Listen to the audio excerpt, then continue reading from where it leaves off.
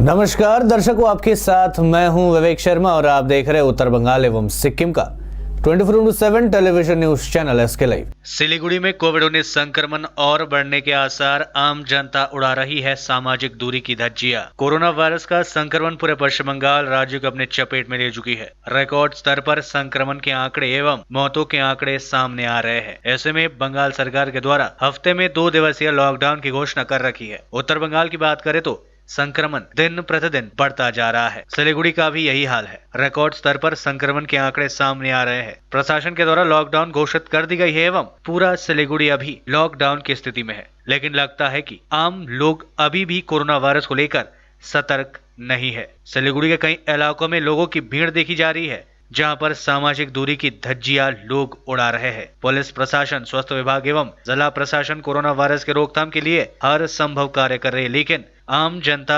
जागरूक और सतर्क दिखाई नहीं दे रही है। ऐसे में प्रबल आसार बन रहे कि सिलीगुड़ी में और अधिक कोरोना वायरस संक्रमण के आंकड़े बढ़ सकते हैं।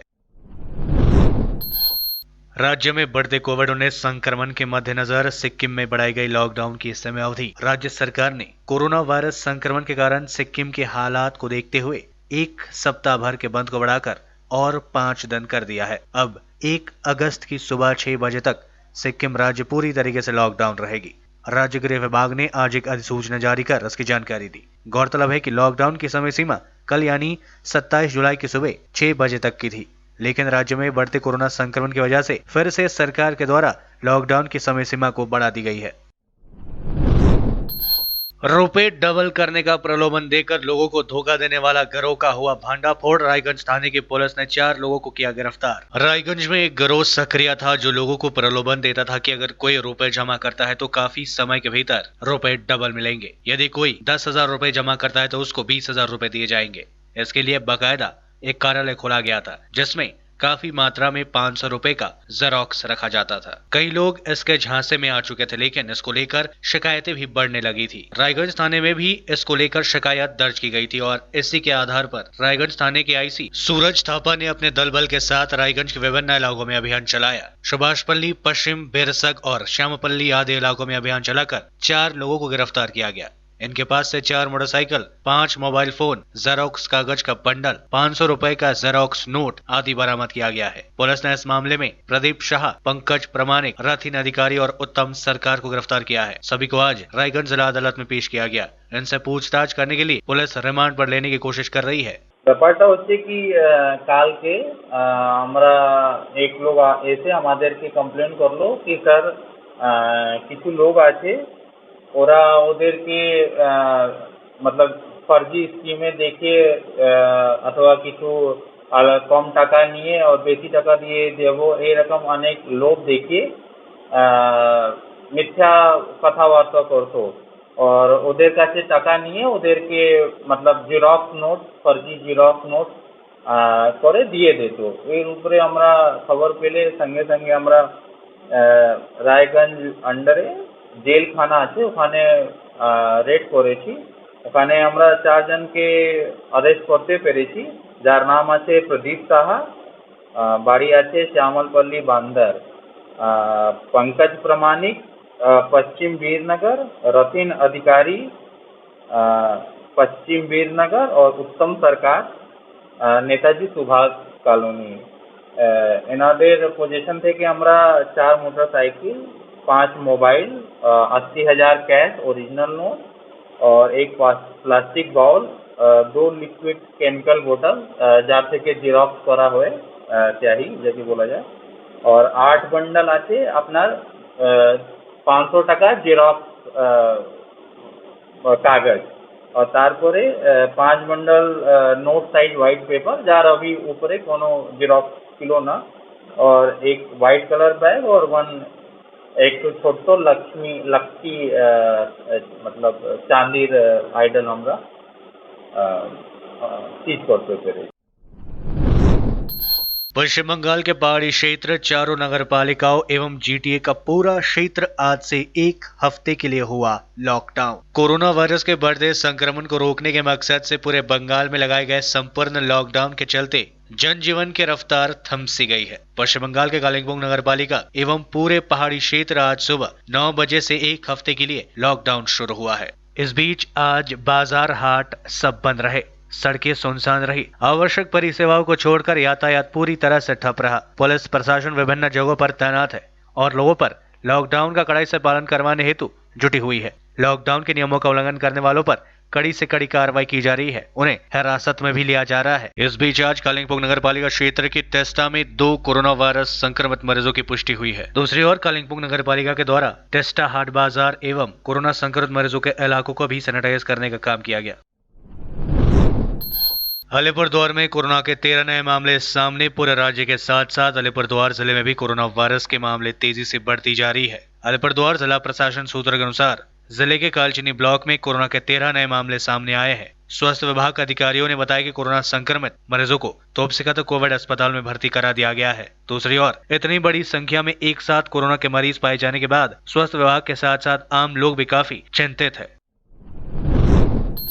मन की बात में पीएम मोदी ने पाकिस्तान को सुनाया खरी खोटी। स्वतंत्रता दिवस पर कोरोना से आजादी का संकल्प लेने को कहा। प्रधानमंत्री नरेंद्र मोदी ने मन की बात कार्यक्रम से जनता को संबोधित किया। कार्यक्रम में पीएम मोदी ने कारगिल दिवस का जिक्र करते हुए जवानों को याद किया और पाकिस्तान को जमकर सुनाया भी। मोदी ने आगे कोरोना वायरस, आत्मनिर्भर भारत, असम और बिहार की बाढ़ की जिक्र की। मोदी ने कहा कि स्वतंत्रता दिवस पर देशवासी कोरोना से आजादी का संकल्प ले। कारगिल दिवस पर पीएम मोदी ने सबसे पहले पाकिस्तान पर निशाना साधा। मोदी ने कहा कि दुष्ट का स्वभाव नहीं होता है सबसे बिना वजह दुश्मनी करना, हित करने वाले का भी नुकसान सोचना। मोदी ने कहा कि पाकिस्तान ने पीठ पर छुरा घोंपा था। मोदी बोले पाकिस्तान ने बड़े बड़े मंसूबे पालकर भारत की भूमि हथियाने पर और अपने यहाँ चला रहे आंतरिक कलह से ध्यान भटकाने को लेकर दुस्साहस किया था। मन की बात में पीएम मोदी ने कहा कि 15 अगस्त यानी स्वतंत्रता दिवस पर देशवासी इस बार कोरोना से आजादी, आत्मनिर्भर बनने की कसम खाए। कोरोना पर बात करते हुए मोदी ने कहा कि आज हमारे देश में कोरोना से रिकवरी रेट बेहतर है। देश में कोरोना का मृत्यु दर भी काफी कम है। मोदी बोले कोरोना से अभी गंभीरता से लड़ना होगा। मोदी ने कहा कि इम्यूनिटी बढ़ाने वाली चीजें, आयुर्वेदिक काढ़ा वगैरह लेते रहने चाहिए। कोरोना काल में हमें दूसरी बीमारियों से बचकर रहना होगा। अस्पताल के चक्कर ना लगाने पड़े, इसका पूरा ख्याल लोगों को रखना होगा।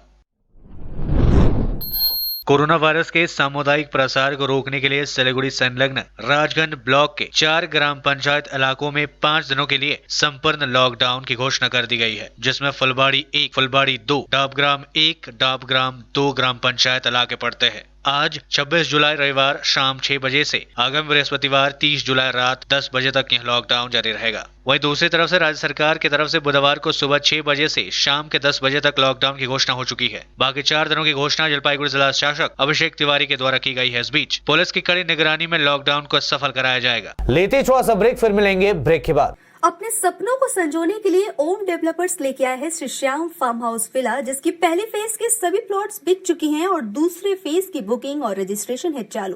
प्लॉट की साइज है 3 से 6 कट्ठा तक, तो देर किस बात की, अभी फोन उठाइए और बुक कीजिए।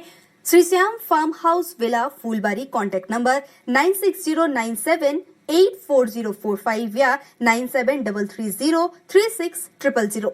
बहुत जल्द इसके तीसरे फेज की प्लॉट भी लॉन्च होने जा रही है। Wonderful place of education.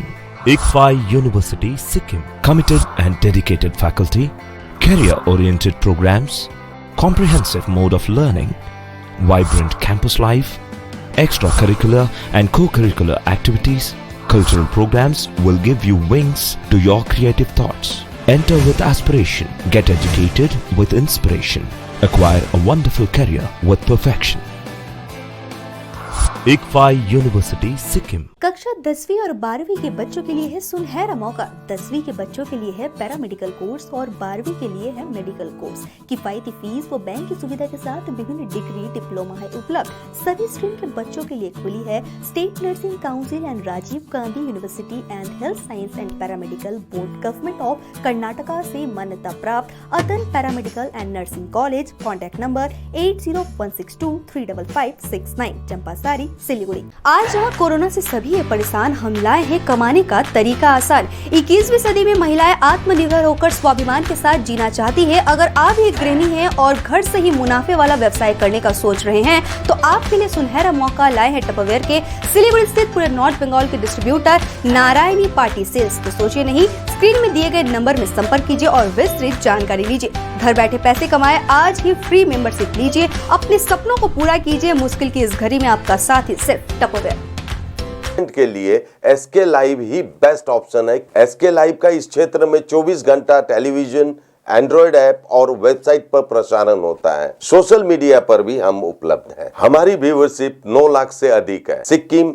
Hathaway और NXT डिजिटल पर, दार्जिलिंग और कालिम्पोंग में दोनों हैथवे और CCN सेटअप बॉक्स पर, क्लामपुर से लेके मैनागुड़ी हैथवे पर, सिटी केबल पर सिलीगुड़ी और आसपास, नक्सलबाड़ी से पानी टंकी तक NXT डिजिटल में। तो सोचिए नहीं, कॉल करें 7908554308। ब्रेक के बाद आपका फिर से स्वागत है। बढ़ते हैं खबरों की तरफ। डीआईबी के अधिकारियों ने बाजारों में चलाया अभियान। लॉकडाउन के दौरान दुकानदारों द्वारा आवश्यक सामानों की कालाबाजारी या अधिक दाम नहीं वसूलने की जांच के उद्देश्य से रविवार सुबह अपराध दमन शाखा डीआईबी के अधिकारियों ने जलपाईगुड़ी के विभिन्न बाजारों में अभियान चलाया। उन्होंने दुकानदारों से सामानों के दाम के बारे में जानकारी ली। इस दौरान व्यवसायियों ने बताया कि फिलहाल बाजारों में सब्जी का आमद कम है, इसीलिए सब्जी के दाम बढ़ रहे हैं। इन लोगों ने बताया कि पिछले कुछ 8 सप्ताहों के भीतर 2 से 3 गुने अधिक दामों में सब्जियां बिक रही है।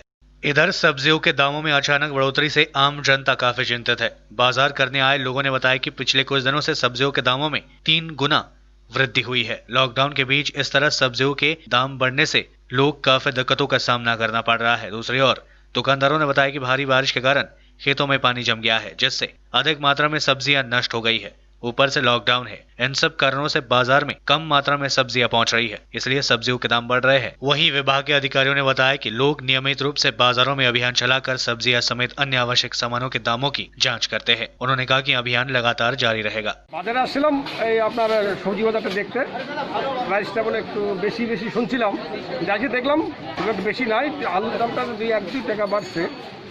হ্যাঁ, আর তাছাড়া তো মোটামুটি সব ঠিকই আছে। আপনারা কি বাজারে এটা প্রতিদিনই করি, আজকে আসছি। কোন বাজারে এসেছেন? আজকের দিন বাজার ভেজিটেবলটা মোটাটাই দেখলাম, ভেজিটেবল যা পড়ছে সব ক্রেতাদের বিক্রেতার দাম বেশি। যেমন পটল, ঝিঙ্গে, এখন তো বৃষ্টি হয়ে গেছে, গাছ মরে গেছে, প্রোডাকশন নাই, তার জন্য একটু বাড়ছে। 15 लाख रुपए के ब्राउन शुगर के साथ 2 तस्कर गिरफ्तार। मालदा जिले के मोथाबड़ी थाने की पुलिस ने खुफिया जानकारी के आधार पर अभियान चलाकर ब्राउन शुगर के साथ 2 तस्करों को गिरफ्तार किया। आरोपियों के पास से 300 ग्राम ब्राउन शुगर बरामद किया गया, जिसका बाजार मूल्य करीब 15 लाख रुपए बताए जा रहे हैं। पुलिस सूत्रों के अनुसार शनिवार देर रात रामनाथपुर इलाके में अभियान चलाकर 2 मादक पदार्थ तस्करों को ब्राउन शुगर के साथ गिरफ्तार किया गया। तस्करों को आज मालदा अदालत में पेश किया गया। पुलिस ने बताया कि तस्करों के नाम आहिद शेख और साहबाल शेख है। दोनों कालियाचक थाने के पहाड़पुर इलाके के रहने वाले हैं। पुलिस घटना की जाँच शुरू कर दी है।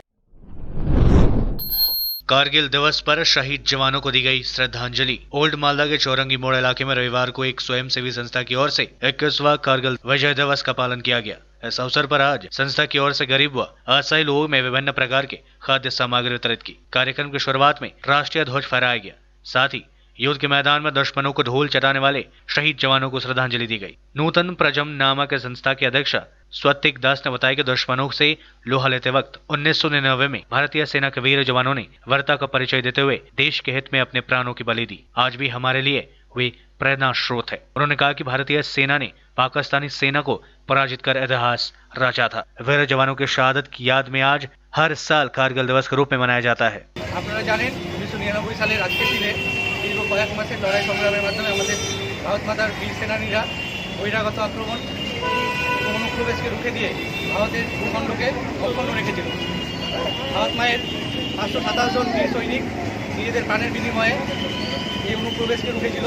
আজকের দিনে পুরো দখল দাস বাটালিক সেক্টরকে পুরো দখলমুক্ত করে ভারতের অখণ্ডতাকে রক্ষা করেছিল। আজকের দিনেই এই ঘটনাটা ঘটেছিল 1999 সালের 26শে জুলাই। এই দিনকে স্মরণে রাখার জন্যই আমরা আজকে কার্গিল বিজয় দিবস পালন করছি। পাশাপাশি আপনারা জানেন লকডাউনের অনেক মানুষ বিপর্যস্ত। ऑनलाइन पढ़ाई में बाधा बन रही है गरीबी। रायगंज ब्लॉक के ग्रामीण इलाकों में अभिभावकों के पास एंड्रॉइड मोबाइल फोन न होने के चलते अधिकतर विद्यार्थी पढ़ाई से है वंचित। कोरोना महामारी के चलते पूरे राज्य में लॉकडाउन है। इसे देखते हुए राज्य के शिक्षा बोर्ड ने 1 अप्रैल से सरकारी स्कूलों में पढ़ रहे बच्चों के लिए ऑनलाइन क्लासेस लगाकर पढ़ाना शुरू कर दिया गया है। लेकिन मुश्किल यह है कि अधिकांश अभिभावकों के पास एंड्रॉइड मोबाइल फोन नहीं है, जिससे गरीब विद्यार्थी ऑनलाइन पढ़ाई से वंचित हो रहे हैं। इसमें कोई दो मत की बात नहीं है कि कोरोना वायरस के संकट काल में विद्यार्थियों को सबसे ज्यादा नुकसान हो रहा है, क्योंकि उनकी पढ़ाई काफी हद तक प्रभावित हुई है।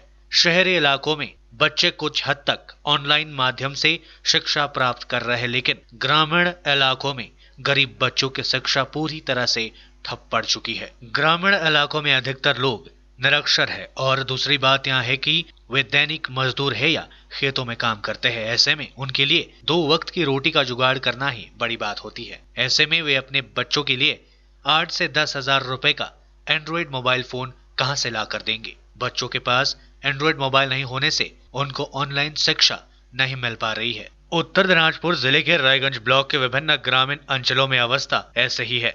यहाँ पर बच्चों की पढ़ाई एकदम से नहीं हो रही है। रायगंज ब्लॉक के बारोगढ़ में 40 परिवार रहते हैं और यहाँ से करीब 60 बच्चे विभिन्न स्कूलों में पढ़ने जाते हैं।